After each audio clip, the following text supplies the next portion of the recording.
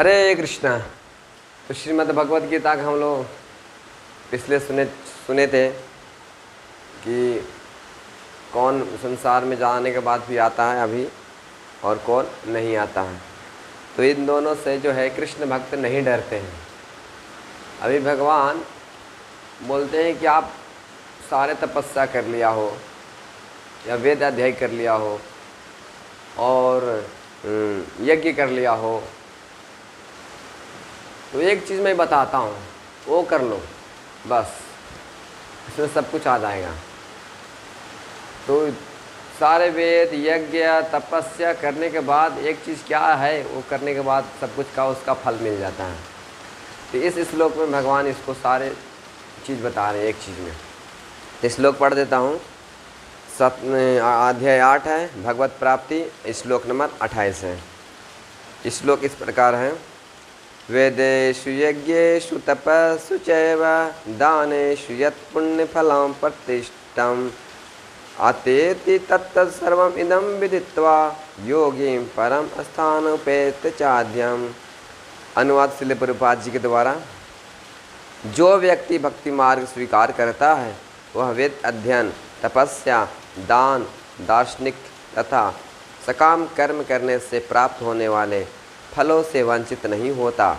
वह मात्र भक्ति संपन्न करके इन समस्त फलों की प्राप्ति करता है और अंत में परम नित्य धाम को प्राप्त होता है। हरे कृष्णा। तो भगवान यहाँ बता रहे हैं वेदेषु यज्ञेषु तपस्सु चैव। पहले हम देख लेते हैं कि वेद क्या होता है, वेद अध्ययन क्या होता है। इसे गुरुकुल में क्या होता था, 5 से 20 वर्ष तक 20-25 ऐसा अध्ययन किया जाता था। वेद का अध्ययन किया जाता था। गुरु के आश्रम में रहकर एक शिष्य को दास के भांति रहना पड़ता था। गुरु के निर्देशन में कौन सा शास्त्र पढ़ना है, कौन शास्त्र नहीं पढ़ना है, तो सारे निर्देश दिया जाता था। गुरु के निर्देशन में चलता था और गुरु बताते थे कितना सोना है, कितना नहीं सोना है, और क्या खाना है, किधर जाना है और भिक्षा मांगना है, और सारे भिक्षा लाकर गुरु को देते थे। इस प्रकार से गुरु का आश्रम में कुछ नियम होते थे वेद अध्ययन करने का, तो इस प्रकार से करते थे। अभी वेद अध्ययन करने के बाद वो ऐसा अहंकार बढ़ाने के लिए नहीं कि मैं वेद अध्ययन कर लिया हूँ, पूरे संसार को हराऊंगा, पराजित करूँगा, शास्त्र करूँगा, ये इसलिए नहीं वेद अध्ययन किया जाता था। वेद अध्ययन किस लिए किया जाता था, चरित्र निर्माण करने के लिए, कैरेक्टर सुधारने के लिए। क्योंकि हमारे जो चेतना है दूषित हो गए हैं। हम जब वेद अध्ययन करते हैं तो हमारा चेतना जागृत होती है, कृष्ण की ओर बढ़ती है, इसलिए वेद अध्ययन किया जाता था और हम चरित्रवान बनते थे। अभी 5 से 20 वर्ष तक हम गुरु का आश्रम रहें, हो सकता है पूरे जीवन ब्रह्मचारी पालन नहीं कर सके, तो उसके लिए फिर आगे का विधान है गृहस्थ जीवन। तो गुरु की आज्ञा अनुसार वो गृहस्थ जीवन स्वीकार कर सकता है और गृहस्थ जीवन जाकर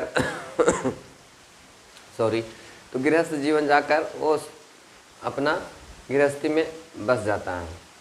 और गृहस्थी में बसने के लिए बहुत से यज्ञ करने पड़ते हैं। जैसे अभी वेदेषु यज्ञेषु तपस्सु चैव, यज्ञ करने पड़ते हैं।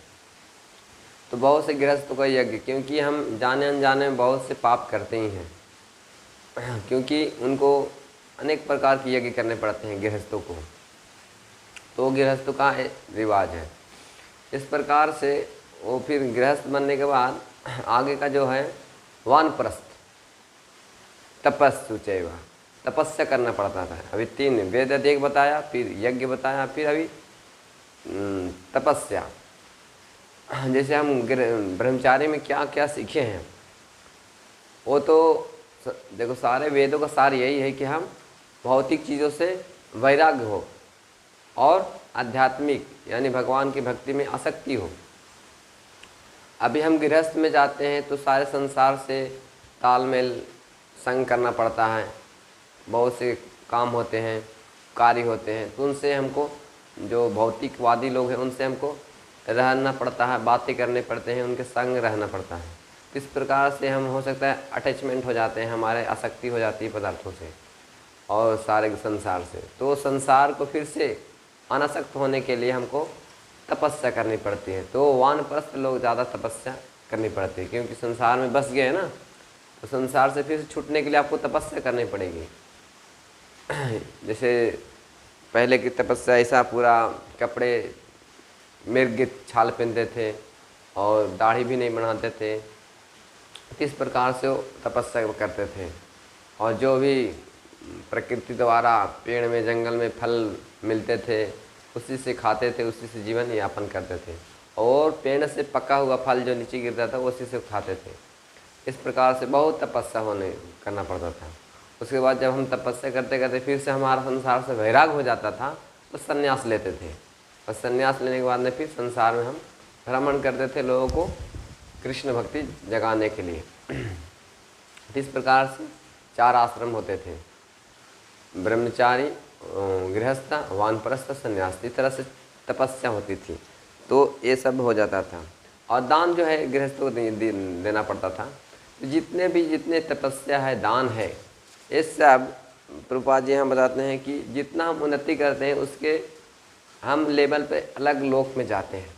जैसे कोई अच्छा उन्नति किया तो स्वर्ग लोक जाते हैं, उससे भी ज़्यादा उन्नति किया तो वैकुंठ जाते हैं, निर्विशेष ब्रह्म ज्योति में जाते हैं, फिर वैकुंठ जाते हैं, फिर कृष्ण लोक में जाते हैं। सर्वश्रेष्ठ लोक जो है कृष्ण लोक है, गोलोक वृंदावन वो सबसे श्रेष्ठ लोक है, कृष्ण का धाम। तो वहाँ जाते हैं। ऐसा नहीं बता रहा हूँ कि मैं कृष्ण का भक्त हूँ इसीलिए मैं बता रहा हूँ गोलोक वृंदावन धाम है, कृष्ण लोक सबसे श्रेष्ठ है। शास्त्र में बताया गया है कि भगवान श्री कृष्ण का जो धाम है सबसे श्रेष्ठ है। तो अपने उन्नति के अनुसार हम अलग अलग लोकों में जाते थे। अभी इसलिए प्रभुपाद जी बताते हैं यहाँ पे, किंतु कृष्ण भावनामृत की विशेषता यह है कि मनुष्य को एक ही झटके में भक्ति करने के कारण मनुष्य जीवन के विभिन्न आश्रमों के अनुष्ठानों को पार कर जाता है। अभी बता रहे हैं प्रभुपाद जी कि हम सारे यज्ञ है, वेद है, तपस्या किया, लेकिन अगर आप हो सकता है एक झटके में कोई मिल जाए मौका करने का, वो सारे आश्रमों का जो फल मिलता है आपको मिल जाएंगे। कैसे? भक्ति करने से। और भक्ति कैसे होती है?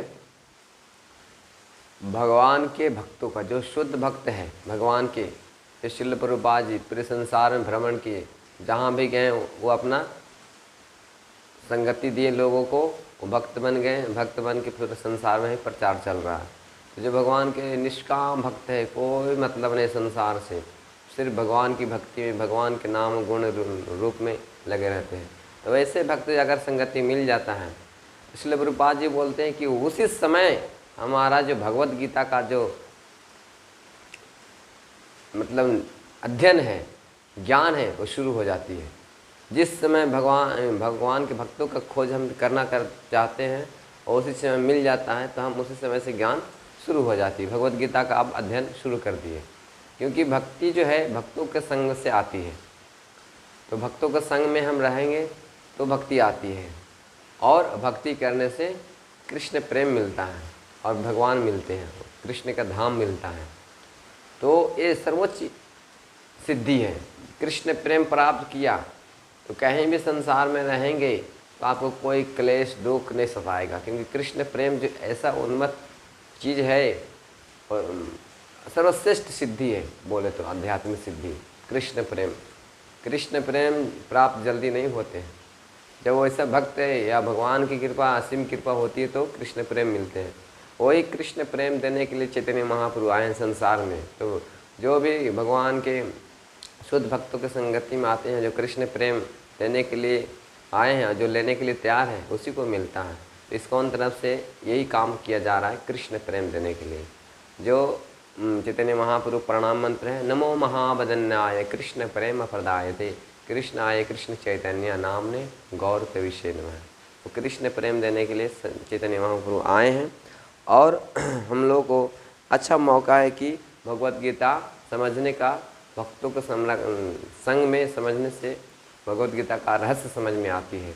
और उसका जो सारे जो 7वां अध्याय और 8वां अध्याय में बहुत से अच्छे से बताया गया है। ऐसे तो श्रील प्रभुपाद जी समझाते हैं कि 7 से 12 तक जो है ये भगवत गीता का सार रूप में दिया हुआ है।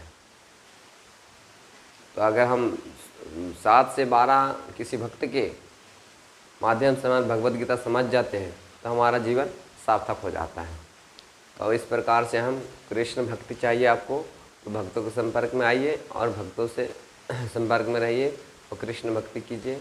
और हरे कृष्ण महामंत्र का जप करने से हम भगवान की जो नित्य धाम है उसमें प्रवेश कर जाते हैं और हमारा जीवन फिर सफल हो जाता है। मनुष्य जीवन जो मिला है जिस काम के लिए, उस काम हमारा उद्देश्य पूरा हो जाता है।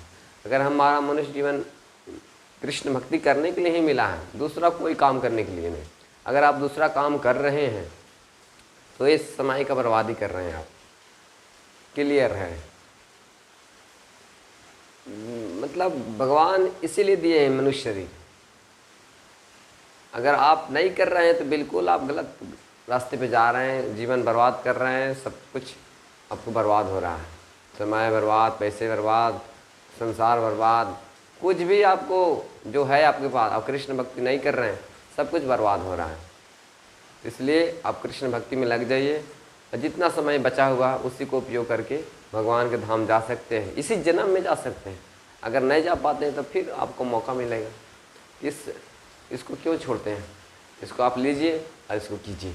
हरे कृष्णा कृष्ण कृष्ण हरे हरे, हरे राम राम राम हरे हरे।